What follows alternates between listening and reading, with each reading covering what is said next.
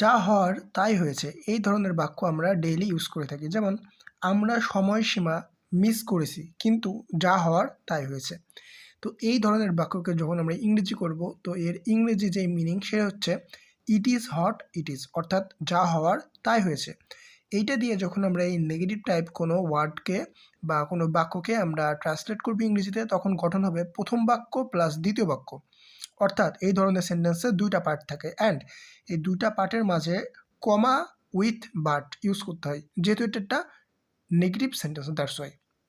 For example আমরা দেখি যে আমরা সময়সীমা মিস করেছি, অর্থাৎ উই, যেহেতু মিস করেছি অর্থাৎ পাস্ট টেন্সে আছে missed the deadline,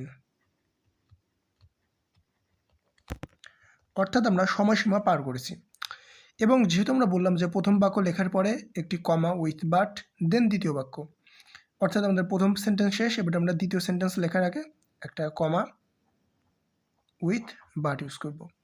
but it is hot it is, যেহেতু এটা হচ্ছে আমাদের মিনিং, যা হওয়ার তাই হয়েছে। আশা করি এই ধরনের প্রত্যেকটি সেন্টেন্স তোমরা গঠন করতে পারবে।